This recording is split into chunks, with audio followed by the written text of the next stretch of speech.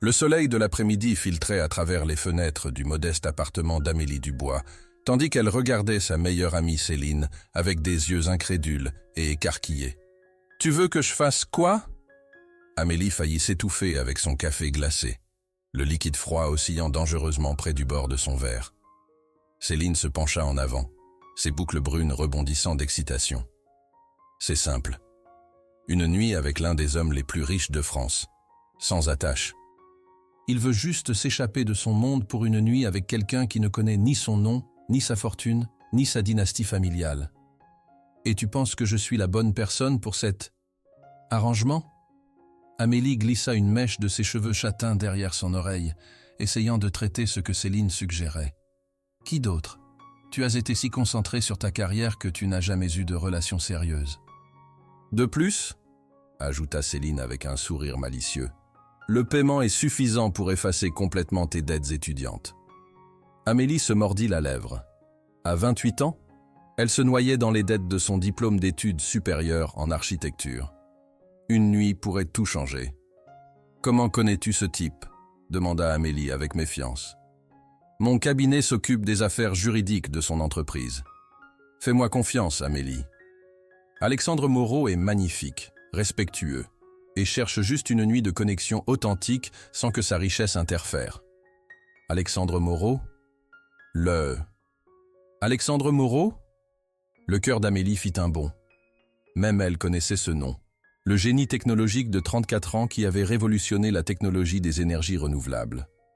Céline hocha la tête, faisant glisser une enveloppe scellée sur la table basse. Tous les détails sont là-dedans. L'hôtel, l'heure, tout. Il ne sait pas non plus à quoi tu ressembles. C'est un terrain de jeu égal de mystère. Les doigts d'Amélie planèrent au-dessus de l'enveloppe. Son côté pratique criait de s'éloigner. Mais quelque chose de plus profond, une partie d'elle qui était restée dormante trop longtemps, murmurait de tenter sa chance. « Et si nous ne nous entendons pas ?» demanda-t-elle doucement. Céline haussa les épaules. « Alors vous repartez chacun de votre côté avec une histoire intéressante. » Mais, Amélie, sa voix devint sérieuse, tu as passé des années à construire les rêves des autres en tant qu'architecte. Il est peut-être temps de te lancer dans quelque chose d'imprévisible pour toi-même. Plus tard, ce soir-là, seule dans son appartement, Amélie ouvrit l'enveloppe. À l'intérieur se trouvait une carte-clé pour la suite présidentielle du Meurice, l'hôtel le plus exclusif de Paris, avec une note écrite d'une écriture masculine et audacieuse. 20 heures demain. Pas de nom. Pas de passé, pas d'avenir, juste une nuit honnête. Amélie passa ses doigts sur les mots, son rythme cardiaque s'accélérant. Que faisait-elle en envisageant même cela? Pourtant, en regardant la pile d'avis de retard de paiement sur son comptoir de cuisine, elle savait qu'elle avait déjà pris sa décision. Ce qu'elle ne pouvait pas savoir, c'est qu'Alexandre Moreau avait demandé plus qu'une évasion de sa richesse et de son statut. Selon Céline, il cherchait un répit temporaire de la solitude du succès, une nuit sans prétention. Ce qu'aucune des deux femmes ne savait, c'est qu'Alexandre Moreau cherchait en réalité quelque chose de bien plus dangereux qu'une seule nuit. Il cherchait l'éternité. La suite présidentielle du Meurice occupait tout le dernier étage, avec des fenêtres du sol au plafond offrant une vue panoramique sur les lumières scintillantes de Paris. Amélie se tenait dans l'ascenseur privé, son cœur martelant contre ses côtes tandis qu'elle montait au 40e étage. Elle portait une simple robe noire qui épousait ses courbes, élégante mais sans en faire trop, et serrait un petit sac contenant seulement son téléphone, son rouge à lèvres et la partie retour de son billet de métro. « Qu'est-ce que je fais ?» murmura-t-elle à son reflet dans le mur miroir de l'ascenseur. La femme qui la regardait semblait à la fois terrifiée et exaltée. Les portes de l'ascenseur s'ouvrirent silencieusement, révélant un court couloir menant à une seule porte. Amélie prit une profonde inspiration, glissa la carte-clé dans la serrure et entra dans un autre monde. La suite était à couper le souffle, luxe minimaliste en crème et bleu marine, avec des accents dorés subtils. Un feu crépitait dans une cheminée en marbre, projetant une lueur chaude à travers l'espace. Mais c'était l'homme debout près des fenêtres, qui capta instantanément son attention. Alexandre Moreau se tourna lentement au son de la porte. Grand et aux larges épaules, il portait un pantalon sombre et une chemise blanche avec les manches retroussées, révélant des avant-bras musclés. Sa mâchoire aurait pu être sculptée dans le marbre, et ses yeux, d'un bleu-gris saisissant, l'évaluèrent avec un mélange égal de surprise et d'appréciation.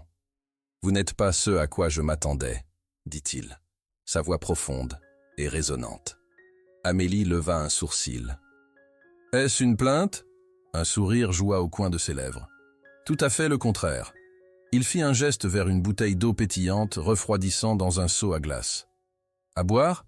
J'ai supposé que l'alcool pourrait compliquer une situation déjà inhabituelle. »« Attentionné », nota Amélie, surprise par cette considération.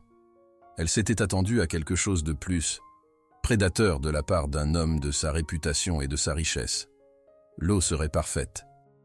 Il versa 2 verres, lui en tendit un, et ils restèrent dans un silence chargé, se jaugeant mutuellement. « Alors, » dit finalement Amélie, prenant une gorgée pour calmer ses nerfs, « comment cela fonctionne-t-il exactement ?» L'expression d'Alexandre s'adoucit. « Honnêtement, je ne suis pas entièrement sûr. Je n'ai jamais fait quelque chose comme ça auparavant. »« Vraiment ? J'ai du mal à le croire. »« Pourquoi ?» Ses yeux se plissèrent légèrement. « Un homme qui ressemble à vous, avec vos ressources ? Vous pourriez avoir n'importe qui. C'est précisément le problème. » Il posa son verre avec un tintement délicat. « Tout le monde veut quelque chose de moi. Mon argent, mes relations, mon influence. Je voulais juste une nuit où je pourrais être avec quelqu'un qui ne calculait pas ce qu'elle pourrait gagner. »« Et pourtant vous me payez, » fit remarquer Amélie. « Une transaction est honnête. C'est la manipulation déguisée en affection que je ne peux plus supporter. » Il s'approcha, assez près pour qu'elle puisse sentir son parfum, quelque chose de terreux et de cher. « Dites-moi quelque chose. Pourquoi avez-vous accepté ceci ?» Amélie envisagea de mentir, puis décida de ne pas le faire. Dette étudiante. Je suis architecte et je me noie dans les dettes de mes études supérieures. Les yeux d'Alexandre s'illuminèrent d'un intérêt authentique. Architecte, quel type de bâtiment concevez-vous? Logements abordables, en fait. Pas exactement glamour, mais important, termina-t-il pour elle. Créer des espaces qui changent des vies. Leur conversation coula étonnamment facilement après cela, passant de l'architecture à leur amour partagé du design du milieu du siècle, à leur ville préférée qu'ils avaient visitée. 1 heure passa, puis 2, sans aucune mention de pourquoi elle était vraiment là. Alors que minuit approchait, Alexandre alla vers une armoire et revint avec une grande boîte blanche nouée d'un simple ruban noir. « J'ai fait faire ceci pour ce soir, » dit-il, la lui offrant. Amélie hésita. « Je devrais vous dire, je n'ai pas l'habitude. C'est juste de la lingerie, » dit-il doucement. « Belle, comme vous. Mais si vous n'êtes pas à l'aise... »« Non, » l'interrompit-elle, prenant la boîte. « Je vous préviens juste que je ne serai peut-être pas ce que vous attendez. » Ses yeux tinrent les siens. « Vous avez déjà dépassé toutes les attentes. » Dans la luxueuse salle de bain, Amélie ouvrit la boîte avec des doigts tremblants. À l'intérieur se trouvait une nuisette couleur champagne en soie, avec des détails de dentelle délicate, sensuelle mais de bon goût. Elle l'enfila, le tissu frais caressant sa peau comme de l'eau. Quand elle émergea, Alexandre se tenait près de la cheminée. Il se tourna, et le regard sur son visage lui coupa le souffle. Ce n'était pas seulement du désir qu'elle y voyait, mais quelque chose de plus profond, de plus dangereux. « Vous êtes belle », murmura-t-il, traversant la pièce pour se tenir devant elle. Sa main effleura sa joue avec une tendresse inattendue. « Dites-moi que vous le voulez aussi. » Amélie avait prévu d'être pratique, de garder ses émotions détachées de cet arrangement. Mais alors que son pouce traçait sa lèvre inférieure, tous ses plans soigneusement élaborés se dissolvent. « Je le veux », admit-elle, autant à lui qu'à elle-même. Son baiser fut d'abord doux, une question plutôt qu'une exigence. Mais alors qu'elle répondait, enroulant ses bras autour de son cou, il s'approfondit en quelque chose d'affamé et de primitif. Il la souleva facilement, la portant vers la chambre où ils s'abandonnèrent à une passion qu'aucun des deux n'avait anticipée. Dans les heures silencieuses du petit matin, alors qu'Alexandre dormait à côté d'elle, Amélie fixait le plafond, essayant de comprendre ce qui s'était passé entre eux, Ceci était censé être une transaction, une seule nuit de fantaisie. Alors pourquoi cela ressemblait-il au début de quelque chose, plutôt qu'à une conclusion? Ce qu'elle ne savait pas, c'est qu'Alexandre Moreau était déjà éveillé à côté d'elle, la regardant à travers des paupières mi-closes, élaborant des plans qui briseraient toutes les règles qu'ils avaient établies. 3 semaines s'étaient écoulées depuis cette nuit au Meurice, et Amélie s'était replongée dans son travail chez Beaumont en associé architecture, déterminée à oublier Alexandre Moreau. L'argent avait été transféré sur son compte comme promis, suffisant pour effacer entièrement ses dettes étudiantes. Mais le souvenir de son toucher, de sa voix, de la façon dont il l'avait regardée dans cette lingerie, ceci ne pouvait pas être écarté si facilement. « Terre à Amélie », dit Julien, son collègue, agitant une main devant son visage. « Tu fixes ce même plan depuis 20 minutes. » Amélie cligna des yeux. « Désolé, je pensais aux supports structurels. »« Ah oui, » sourit Julien. « Ça doit être des supports structurels vraiment sexy. » Amélie fut sauvée de devoir répondre quand leur gestionnaire de bureau, Madame Petit, apparut à son bureau tenant un énorme arrangement d'orchidées blanches. « Livraison spéciale », annonça Madame Petit, posant les fleurs avec un sourire complice. « Quelqu'un a un admirateur secret. » Le cœur d'Amélie martela tandis qu'elle cueillait la petite carte parmi les fleurs. « Une nuit n'a pas suffi. Dîner avec moi. »« Ah. »« Qui est A ?» demanda Julien, lisant par-dessus son épaule. « Personne, » dit rapidement Amélie, glissant la carte dans sa poche. « Juste un client. »« Un client qui envoie des orchidées qui valent à plus que mon loyer mensuel ? Présente-moi à tes clients, Dubois. » Tout au long de la journée, d'autres livraisons arrivèrent. Un porte-documents en cuir avec ses initiales gravées en or, contenant des crayons de dessin faits à la main au Japon. Un livre de première édition sur les conceptions résidentielles de Le Corbusier. Et finalement, un petit modèle du complexe de logement abordable exact qu'elle avait décrit à Alexandre cette nuit-là, avec des arbres et des gens miniatures, parfaits jusqu'au dernier détail. À 17 heures, son bureau ressemblait à une boutique de cadeaux, et son téléphone vibra avec un texto d'un numéro inconnu. « La voiture attend en bas.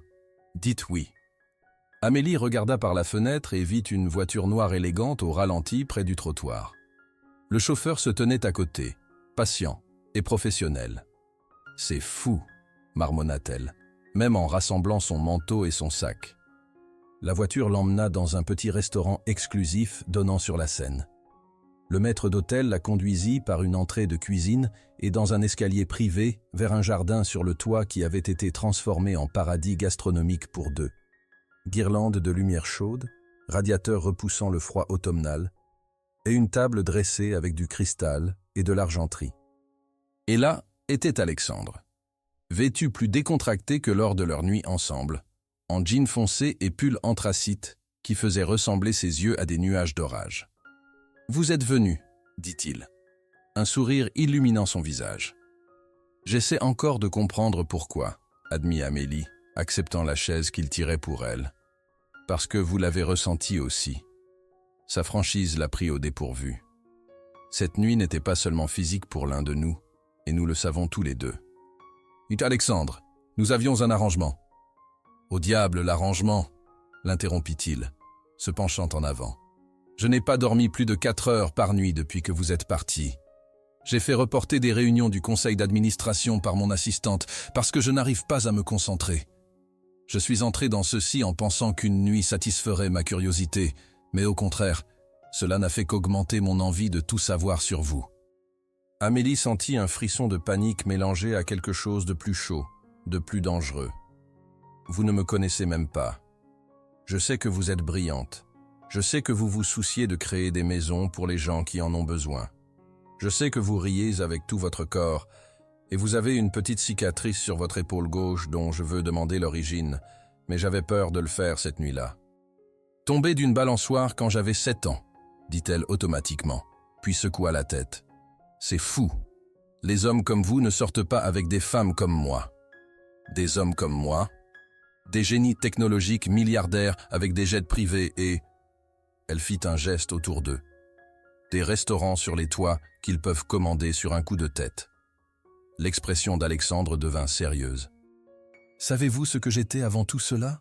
Un enfant placé du sud de Paris avec un talent pour les ordinateurs et une bourse pour l'école polytechnique. L'argent, l'entreprise, ce ne sont que des circonstances, comme vos dettes étudiantes étaient des circonstances. » Le serveur apparut alors, servant un premier plat de fruits de mer délicats qu'Amélie goûta à peine, trop distraite par l'intensité du regard d'Alexandre à travers la table. « Donnez-moi 3 mois, dit-il soudain. « Quoi ? 3 mois. Sortez avec moi pendant 3 mois. Si vous pensez toujours que c'est fou après ça, je partirai, sans question. » Amélie posa sa fourchette. « Pourquoi faites-vous cela ?» Pour la première fois, Alexandre sembla incertain. « Parce que quand vous êtes sorti de cette chambre d'hôtel, vous avez emporté quelque chose avec vous, quelque chose dont j'ai besoin de récupérer. »« Votre cœur » suggéra-t-elle, essayant d'alléger le moment. Mais sa réponse ne fut pas taquine. « Oui. » La simple honnêteté de cela lui coupa le souffle. « 3 mois, se retrouva-t-elle à dire. « Mais je paie ma part, je garde mon travail, et plus de cadeaux extravagants. »« Marché conclu, » dit-il immédiatement, puis hésita. « Sauf les anniversaires et les jours fériés.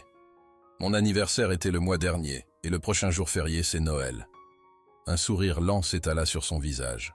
« Alors j'ai du rattrapage à faire. » Au dessert, une création chocolatée qui fit fermer les yeux d'Amélie de plaisir, Alexandre demanda des nouvelles de sa famille. « Juste mon père maintenant, dit-elle. Maman est morte quand j'étais à l'université. Il est professeur de physique au lycée en banlieue, remarié avec une femme merveilleuse nommée Sylvie qui fait la meilleure tarte aux pommes du monde. À votre tour. Pas de famille de sang, dit Alexandre. Mais j'ai Nicolas, mon frère adoptif de quand j'avais 15 ans. Il est directeur général de Morotech maintenant. Et Madame Leroy, mon ancienne mère d'accueil.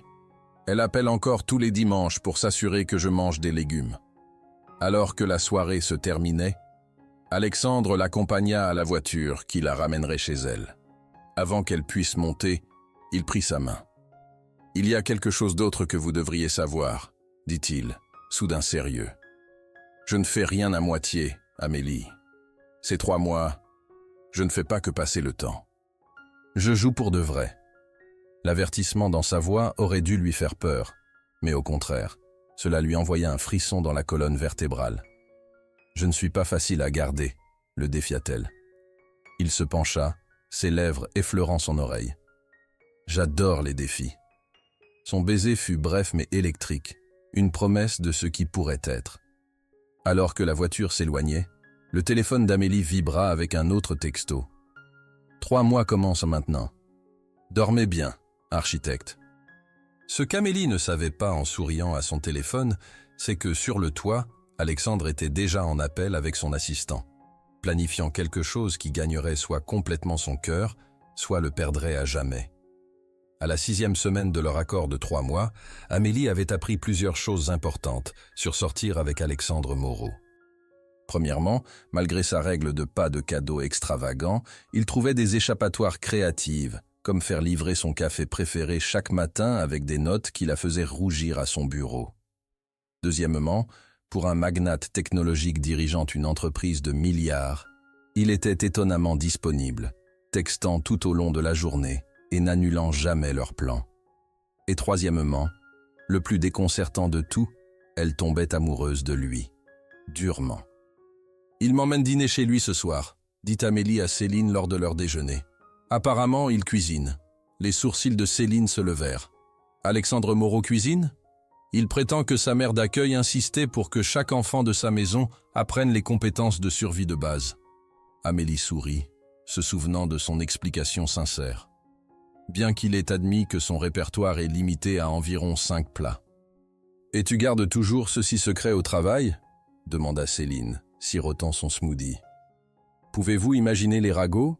Je ne serai plus jamais prise au sérieux. » Amélie soupira. « La directrice architecte pense déjà que je suis trop idéaliste concernant les conceptions de logements abordables. Si elle savait que je sortais avec le Alexandre Moreau, elle supposerait que je cherche juste un mari riche. » « Est-ce que tu l'es ? À la recherche d'un mari, je veux dire. » Amélie faillit s'étouffer avec sa salade. « Ça fait 6 semaines. 6 semaines après une nuit qui était censée être juste des affaires, fit remarquer Céline. Et tu rayonnes, au fait. Je ne t'ai pas vue aussi heureuse depuis que tu as eu cette bourse aux études supérieures. Ce soir-là, Amélie prit un taxi à l'adresse qu'Alexandre lui avait donnée. Pas son penthouse dans le quartier financier comme elle s'y attendait, mais un loft industriel converti dans un quartier plus artistique. Le portier la salua par son nom et la dirigea vers le dernier étage. Quand les portes de l'ascenseur s'ouvrirent, elle entra directement dans un loft spacieux avec des murs de briques apparentes, des fenêtres industrielles et une quantité surprenante de verdure, arbres en pot et plantes suspendues adoucissaient l'espace masculin. Alexandre se tenait dans un îlot de cuisine, manches retroussées alors qu'il hachait des légumes, paraissant beaucoup plus détendu que le puissant PDG que le monde connaissait. « Tu es en avance » sourit-il, posant son couteau pour l'accueillir avec un baiser. « Je voulais que tout soit parfait. Cet endroit n'est pas ce à quoi je m'attendais, » admit Amélie, posant son sac et se promenant dans l'espace ouvert. Contrairement à l'opulence formelle de l'hôtel, cet endroit semblait habité, personnel. Les étagères débordaient de manuels techniques à côté de classiques aux pages cornées. Un tourne-disque vintage se trouvait dans un coin à côté de caisses de vinyle. « Je pensais que tu vivrais dans un penthouse stérile avec des meubles blancs et une vue sur la Seine. »« J'en ai un aussi, » admit-il avec un sourire penaud. « Pour les réceptions d'affaires. Mais c'est ici, chez moi. Personne ne connaît cet endroit sauf Nicolas et Madame Leroy. » Ses yeux tinrent les siens. « Et maintenant, toi. » La signification ne lui échappa pas. « Merci de me faire confiance. »« Toujours, » dit-il simplement, retournant à son hachage. Le vin est ouvert sur le comptoir. Le dîner est presque prêt. Juste des pâtes avec des légumes frais et du pain à l'ail. Rien de fantaisiste. Alors qu'il mangeait à sa table de bois récupérée, Amélie réalisa que c'était le plus à l'aise qu'elle se soit sentie avec lui jusqu'à présent. Ici, loin du fantaisie de leur première nuit et des rendez-vous soigneusement orchestrés qui suivirent, il y avait juste Alexandre, un homme qui parlait avec excitation de technologie durable, qui avait un esprit de compétition aux jeux de société, comme elle le découvrit après le dîner, et qui l'embrassa avec une urgence croissante alors que la nuit progressait. Plus tard, blottie contre lui sur son canapé surdimensionné, Amélie traça des motifs sur sa poitrine à travers son t-shirt. « Pourquoi moi ?» demanda-t-elle doucement. « Tu pourrais avoir n'importe qui. » La main d'Alexandre s'immobilisa dans ses cheveux. « Parce que tu me vois, pas Morotech ou mon compte en banque, juste moi. » Il souleva son menton. « Et parce que tu me défies. Sais-tu à quel point c'est rare dans mon monde ?» L'honnêteté dans ses yeux lui coupa le souffle. « Je crois que je tombe amoureuse de toi, » murmura-t-elle, les mots s'échappant avant qu'elle puisse les arrêter. Au lieu de répondre, il l'embrassa profondément, puis se leva et prit sa main, l'amenant vers sa chambre. Contrairement à leur première nuit, avec son sens de fantaisie et d'irréalité, cette fois fut lente, délibérée. Une conversation sans mots sur des sentiments qu'aucun d'eux n'était tout à fait prêt à nommer entièrement. Le lendemain matin, Amélie se réveilla à l'odeur du café et au son de la voix d'Alexandre, basse et sérieuse, venant de son espace bureau.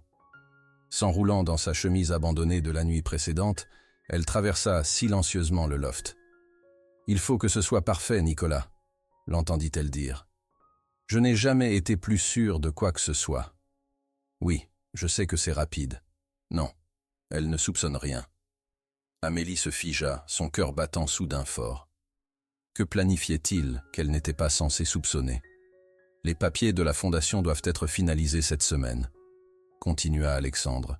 « Je veux la surprendre au gala. Oui, la nommer d'après sa mère. » La confusion remplaça sa panique momentanée. Une fondation, nommée d'après sa mère? Elle dut faire un bruit, car Alexandre se tourna, son visage s'illuminant à la vue d'elle dans sa chemise. « Il faut que j'y aille, » dit-il rapidement dans le téléphone. « Bonjour, Belle. »« Bonjour, » répondit-elle avec prudence. « De quelle fondation parlais-tu » Un éclair de déception traversa son visage. C'était censé être une surprise. « Pour notre anniversaire de 2 mois la semaine prochaine. »« Notre quoi ?» Il parut légèrement embarrassé. « 2 mois depuis notre premier vrai rendez-vous. » Je compte depuis le restaurant, pas l'hôtel. » « Alexandre, » dit-elle lentement, « qu'est-ce que tu planifies ?» Il passa une main dans ses cheveux déjà ébouriffés. « J'allais l'annoncer au gala de charité le week-end prochain, la Fondation Caroline Dubois pour l'innovation architecturale dans le logement abordable. Une dotation de 50 millions d'euros pour financer exactement le genre de projet qui te passionne. » Amélie sentit le sang se retirer de son visage. « Tu nommes une fondation de 50 millions d'euros d'après ma mère, sans me demander ?»« Je voulais que ce soit une surprise, » répéta-t-il, la confusion assombrissant ses traits. « Je pensais que tu serais heureuse. » « Heureuse ?» Elle se sentit soudain étourdie. « Alexandre, c'est fou. Nous sortons ensemble depuis quelques semaines, pas des années, et utiliser le nom de ma mère pour quelque chose d'aussi public, je pensais que cela honorerait sa mémoire et ton travail simultanément. » Sa voix avait pris un ton défensif. « Qu'est-ce qui ne va pas avec ça ? Ce qui ne va pas, c'est que tu n'as pas demandé, tu as juste décidé. Comme tu décides de tout. » Elle fit un geste autour du loft. « Ce n'est pas une acquisition d'affaires que tu peux faire avec assez d'argent. »« Ce n'est pas juste, » dit-il doucement. « Je ne t'ai jamais traité comme une affaire. »« Vraiment ? En commençant par cette nuit à l'hôtel. » Les mots étaient des cruels, et elle les regretta immédiatement, mais ne pouvait pas les reprendre. Alexandre tressaillit, comme si elle l'avait frappé. « Est-ce vraiment comme ça que tu vois ce qui s'est passé entre nous ?» Amélie ferma les yeux, essayant de rassembler ses pensées. « Non, je suis désolé. C'était affreux. » Elle prit une profonde inspiration. « Mais Alexandre, tu ne peux pas juste faire des grands gestes pour entrer dans la vie des gens comme ça. Ma mère, mon travail, ce sont des parties intimes de qui je suis. Je le sais, » dit-il s'approchant. « C'est pourquoi je voulais les soutenir. Mais tu n'as pas demandé ce que je voulais. Tout comme tu n'as pas demandé avant d'envoyer tous ces cadeaux à mon bureau, ou faire livrer du café tous les jours, ou... » « J'essayais de te rendre heureuse, » l'interrompit-il, la frustration évidente dans sa voix. « Je sais, mais le bonheur n'est pas quelque chose qu'on peut concevoir, même avec toutes tes ressources. » Elle passa une main dans ses cheveux emmêlés. « Il faut que je rentre chez moi. Il faut que je réfléchisse. » Alors qu'elle rassemblait ses vêtements et appelait un taxi, Alexandre regardait en silence, son expression mélange de confusion et de blessure. Ce ne fut qu'en arrivant à l'ascenseur qu'il parla à nouveau. « Il nous reste encore un mois, » dit-il doucement. « Dans notre accord. » Le cœur d'Amélie se tordit. « Je sais, j'ai juste besoin d'espace pour comprendre si ce que nous construisons est réel, ou si c'est juste un autre beau design qui ne peut pas vraiment soutenir la vraie vie. » Alors que les portes de l'ascenseur se fermaient entre eux, Amélie s'appuya contre le mur, se demandant si elle venait de faire la plus grosse erreur de sa vie, ou si elle l'avait évité de justesse. Ce qu'elle ne pouvait pas voir, c'est qu'Alexandre atteignait immédiatement son téléphone, la détermination remplaçant la blessure dans ses yeux alors qu'il passait un appel qui changerait tout. 5 jours de silence s'étendaient entre eux comme un océan. Amélie se jeta dans son travail, restant tard au bureau et ignorant les textos inquiets de Céline. Aucune livraison de café n'apparaissait à son bureau. Aucun message n'illuminait son téléphone. L'absence d'Alexandre dans sa vie semblait physique, comme manquer un membre qu'elle n'avait pas réalisé avoir développé. Vendredi après-midi, sa patronne, Madame Beaumont, l'appela dans la salle de conférence pour ce qu'elle supposa serait une révision de projet. Au lieu de cela, elle trouva toute l'équipe exécutive assise autour de la table, avec un visage familier qui fit s'arrêter son cœur, Nicolas Lecomte, le frère adoptif d'Alexandre, et le directeur général de Moreau Tech. « Mademoiselle Dubois, » commença Madame Beaumont, « Monsieur Lecomte a une proposition intéressante pour notre cabinet. » Nicolas, grand et composé dans un costume impeccable, hocha poliment la tête vers Amélie comme s'ils étaient des étrangers. « Moreau Tech lance une nouvelle initiative pour des développements de logements durables et abordables à l'échelle nationale.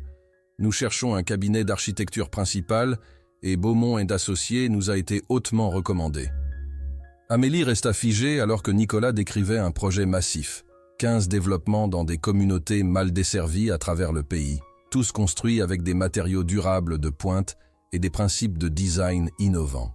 « Le budget est de 500 millions d'euros sur 5 ans, termina Nicolas. Et nous voudrions une équipe dédiée menée par quelqu'un avec à la fois une expertise technique et une passion authentique pour le logement abordable. » Ses yeux rencontrèrent brièvement ceux d'Amélie. « Votre cabinet a mentionné que vous pourriez être la candidate idéale, mademoiselle Dubois. » Madame Beaumont vibrait pratiquement d'excitation. « Ce serait le plus gros contrat de l'histoire de notre cabinet. Nous devrions doubler notre personnel. Nous aurons besoin d'une réponse mercredi prochain, » dit Nicolas, se levant pour partir. « Notre PDG est particulièrement intéressé par un avancement rapide sur cette initiative. » Alors que la réunion se dispersait dans un bourdonnement d'excitation, Nicolas tendit à Amélie sa carte de visite. « Mon numéro privé est au dos, » dit-il doucement.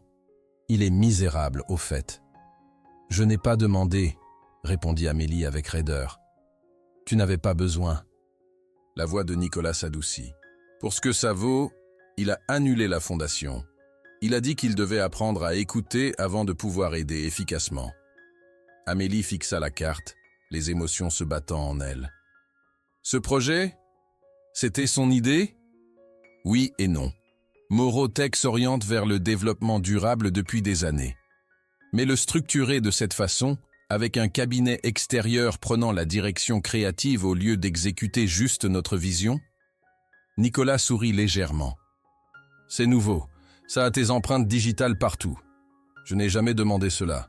Il le sait. » Nicolas se dirigea vers la porte, puis s'arrêta. « Le gala de charité, c'est demain soir. Beaumont est associé à une table, courtoisie d'un donateur anonyme.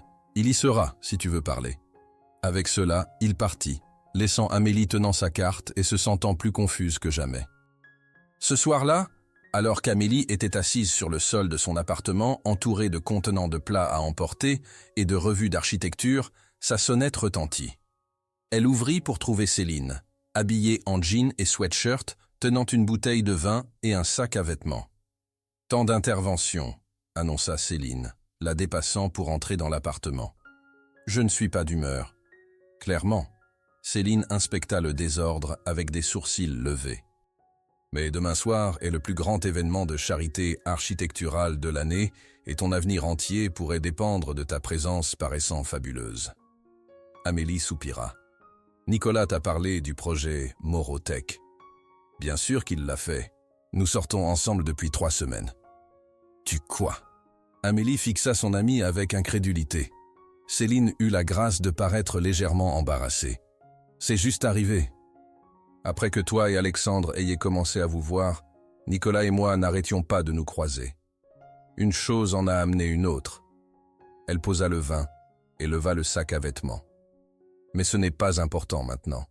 Ce qui est important, c'est cette robe et ce que tu vas dire à Alexandre demain soir. Qui dit que j'y vais ou que j'ai quelque chose à lui dire ? S'il te plaît. » Céline leva les yeux au ciel. « Vous êtes tous les deux misérables. Et tu n'es pas parti parce que tu t'en fiches, tu es parti parce que tu t'en soucies trop et ça te terrifie. » Amélie s'effondra sur son canapé. « Il essayait de prendre le contrôle de ma vie, Céline, ma carrière, la mémoire de ma mère. Il essayait de te donner tout ce que tu as toujours voulu, de la seule façon qu'il connaît. » Céline s'assit à côté d'elle. Les hommes comme Alexandre sont habitués à faire que les choses arrivent. C'est littéralement comme ça qu'ils ont construit leurs empires. Mais les relations ne fonctionnent pas comme ça. Exactement. C'est pourquoi tu dois lui dire cela, au lieu de fuir. Céline dézippa le sac à vêtements pour révéler une robe vert émeraude éblouissante. Il a besoin d'apprendre, et tu dois être assez courageuse pour lui enseigner. Le soir suivant, Amélie se tenait à l'entrée de la grande salle de bal du Meurice, le même hôtel où tout avait commencé 3 mois plus tôt. L'ironie ne lui échappait pas, alors qu'elle lissait le matériau soyeux de sa robe, ses cheveux relevés en un chignon élégant. La salle de bal était transformée pour le gala annuel de la Fondation du patrimoine architectural, avec l'élite parisienne se mêlant parmi les expositions de projets de design innovants. Amélie repéra ses collègues à la table Beaumont & Associés, mais ses yeux cherchaient quelqu'un d'autre. Elle le trouva debout seul près d'un modèle d'un bâtiment révolutionnaire à carbone négatif. Dans son smoking parfaitement taillé, Alexandre avait l'air parfaitement du puissant PDG, sauf pour l'affaissement à peine perceptible de ses épaules qui parlaient d'épuisement ou de défaite. Comme sentant sa présence, il se tourna, leurs yeux se rencontrant à travers la salle bondée. Pour un moment, aucun ne bougea. Puis, rassemblant son courage, Amélie traversa la distance entre eux. « Salut !» dit-elle simplement. « Tu es venu ?» répondit-il, sa voix soigneusement neutre bien que ses yeux trahissent son espoir. « J'ai entendu dire qu'il pourrait y avoir une opportunité d'affaires intéressante pour mon cabinet. » Une ombre traversa son visage. « C'est pour ça que tu es ici? Le projet ?» « Non. » Amélie prit une profonde inspiration. « Je suis ici parce que partir de toi était plus dur que de rester fâché contre toi. Et ça m'a dit quelque chose d'important. » Un muscle travailla dans sa mâchoire. « Quoi ?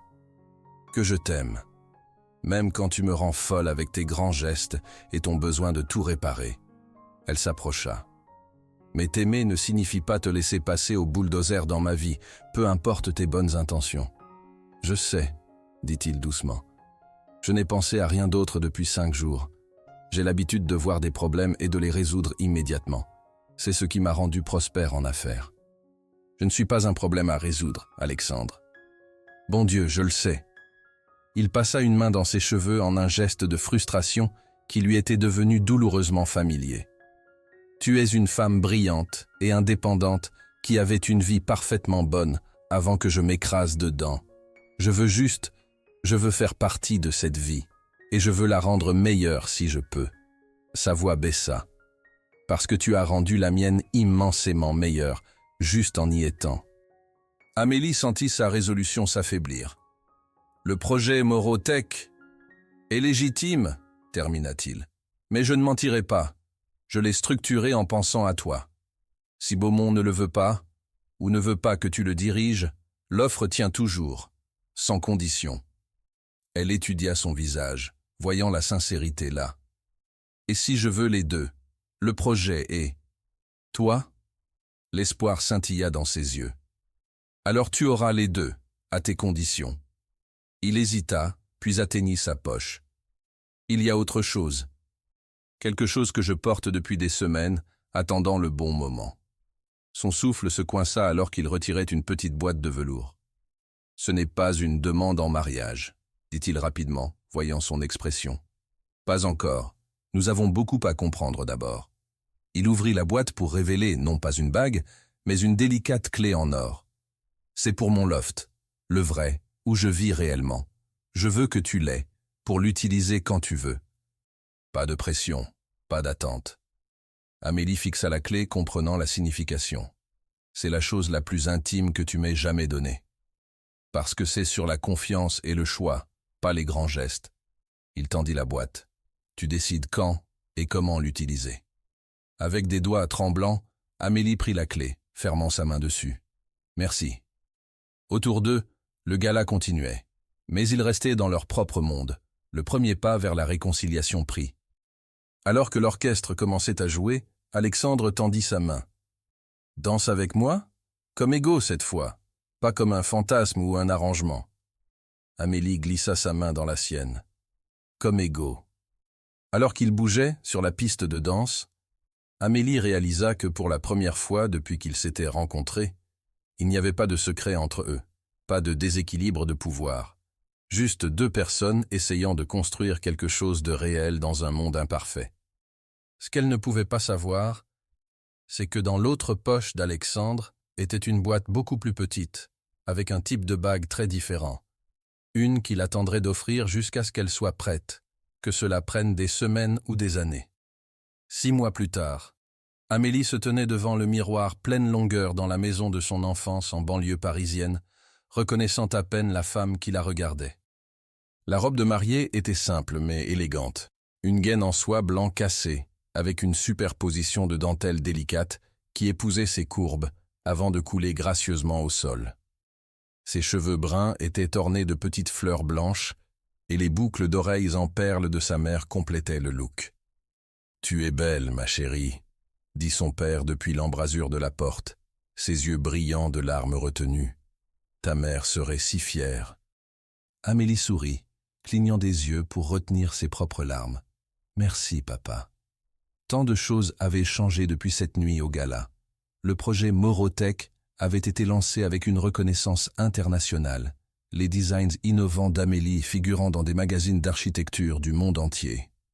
Elle avait été promue associée chez Beaumont & Associés, la plus jeune de l'histoire du cabinet. Et après 4 mois de rendez-vous, de vrais rendez-vous, avec des hauts et des bas normaux, des disputes occasionnelles et des compromis authentiques, Alexandre avait proposé pendant une soirée tranquille dans son appartement, cuisinant ensemble et faisant la vaisselle côte à côte. Il n'y avait eu aucune production élaborée, aucune présence médiatique, aucun grand geste, juste eux deux, et une simple question posée avec une nervosité inhabituelle. « Veux-tu construire une vie avec moi ?» Le mariage reflétait cette même philosophie. Malgré la richesse d'Alexandre, ils avaient opté pour une cérémonie intime dans la maison de son père, avec seulement 60 invités, famille et amis proches, pas d'associés d'affaires ou de grimpeurs sociaux. Le jardin avait été transformé avec des roses blanches et des guirlandes lumineuses, mais restait autrement le même endroit où Amélie avait joué enfant. Un coup doux à la porte révéla Céline, resplendissante dans sa robe de demoiselle d'honneur. « C'est l'heure, » dit-elle, souriant. « Ton millionnaire dangereux t'attend. » Amélie prit une profonde inspiration. « Comment il a l'air ?»« Terrifié, » rit Céline. Nicolas dit qu'il ne l'a jamais vu aussi nerveux, même pas avant de témoigner devant l'Assemblée. « Bien, » sourit Amélie. « Il devrait avoir un peu peur. Le mariage est plus effrayant que l'Assemblée. » La cérémonie était tout ce qu'Amélie avait espéré, personnel, émotionnel et authentique. Quand vint le moment des vœux, Alexandre la surprit en parlant du cœur plutôt qu'en lisant des notes préparées. « Amélie, avant toi, ma vie était une série de transactions, » dit-il, sa voix stable malgré l'émotion dans ses yeux. « Problèmes à résoudre, affaires à conclure, actifs à acquérir. Tu m'as appris que les choses les plus précieuses dans la vie ne peuvent pas être achetées ou conçues. » Il serra ses mains. « Tu m'as appris à écouter, à faire des compromis, à être patient, toutes des compétences qui apparemment ne viennent pas naturellement au PDG technologique têtu. » Des rires ondulèrent à travers l'assemblée. « Mais le plus important, continua-t-il, tu m'as appris que l'amour ne concerne pas les grands gestes ou les solutions parfaites. Il s'agit de se présenter chaque jour, d'être vulnérable et de se choisir encore et encore. » Sa voix tomba presque à un murmure.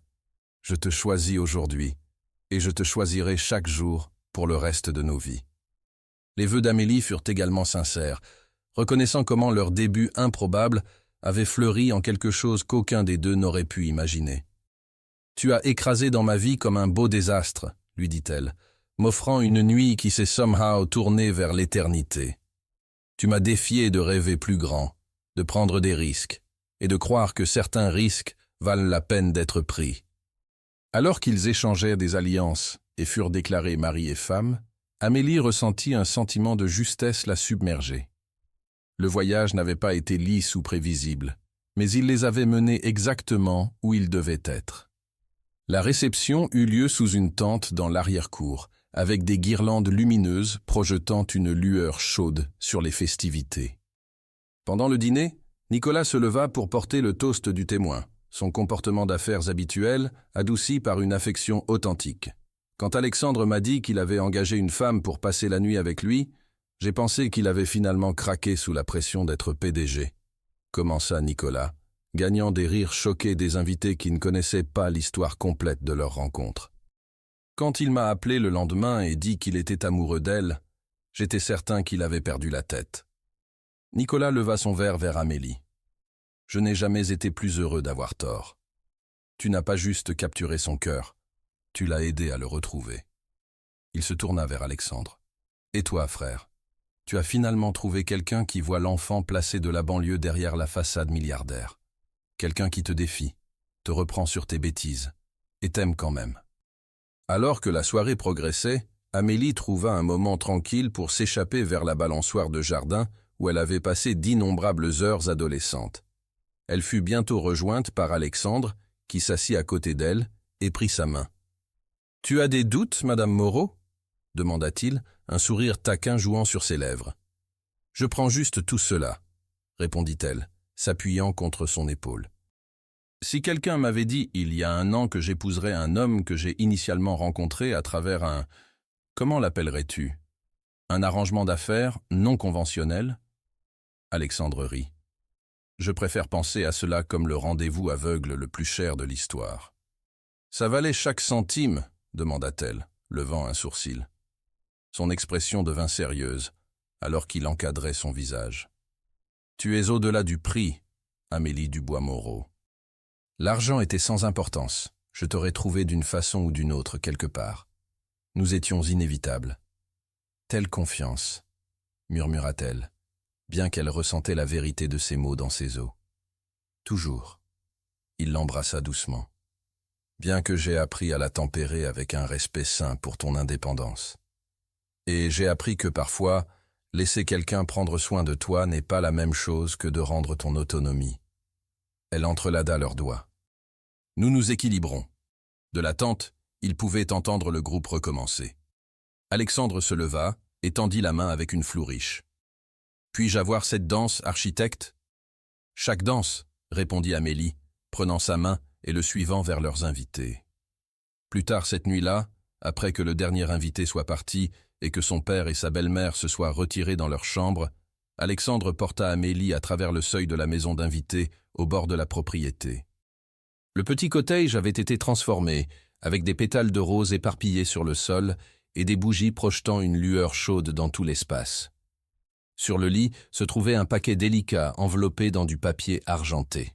« Qu'est-ce que c'est » demanda Amélie, le ramassant. « Une tradition de nuit de noces » répondit Alexandre, ses yeux s'assombrissant de désir. « Quelque chose pour nous rappeler où tout a commencé. » À l'intérieur se trouvait un ensemble de lingerie remarquablement similaire à celui qu'elle avait porté cette première nuit au Meurice, soit couleur champagne et dentelle, élégante et sensuelle. « Tu te souvenais exactement de à quoi ça ressemblait » s'émerveilla-t-elle. « Je me souviens de tout de cette nuit, » dit-il doucement, venant se tenir derrière elle. « La façon dont tu paraissais, la façon dont tu te sentais, le moment où j'ai su qu'une nuit ne serait jamais suffisante. » Amélie se tourna dans ses bras, son cœur débordant. Qui savait que la chose la plus dangereuse concernant mon millionnaire n'était pas son argent ou son pouvoir, mais sa capacité à me faire tomber complètement, utterly amoureuse de lui. « Je pense que nous avons tous les deux pris une chance dangereuse, » répondit-il, baissant ses lèvres vers les siennes. « Et moi, pour ma part, j'ai l'intention de passer l'éternité à être reconnaissant que nous l'ayons fait. » Alors qu'ils célébraient leur nouveau commencement, Amélie réfléchit au voyage improbable qui les avait amenés ici, d'une proposition secrète et une seule nuit de passion à un engagement à vie construit sur le respect mutuel, l'amour authentique et la volonté de grandir ensemble. Le matin, ils partiraient pour leur lune de miel, un tour d'un mois des merveilles architecturales autour du monde.